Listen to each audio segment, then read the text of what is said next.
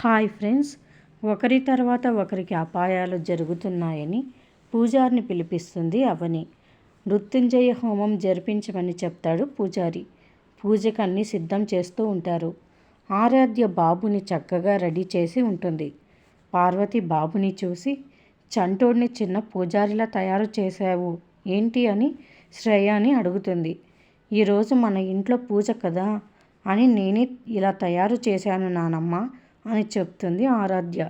అది చూసి ఆశ్చర్యపోతారు అందరూ. ఇంకా పల్లవి పూజకి అన్నీ సిద్ధం చేస్తూ ఉంటుంది. ప్లేట్లో పూలు తీసుకొని వస్తుంది. అందరూ సంతోషంగా బాబుని ఆడిస్తూ ఉంటారు. అప్పుడే పల్లవి ఎనిమి అశ్విన్ వస్తాడు.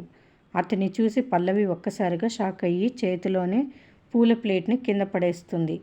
అది చూసి ఫ్యామిలీ మెంబర్స్ అంతా ఏమైందని పల్లవి దగ్గరికి వస్తారు. ఆ వ్యక్తి కూడా ఇంటి లోపలికి వస్తాడు. అవని కూడా ఆ వ్యక్తి ఎవరని ఆశ్చర్యంగా చూస్తూ ఉంటుంది. పల్లవి చాలా భయపడుతూ ఉంటుంది అశ్విన్ని చూసి. మరిన్ని అప్డేట్స్ కోసం ప్లీజ్ సబ్స్క్రైబ్ చేయండి. Thanks for watching.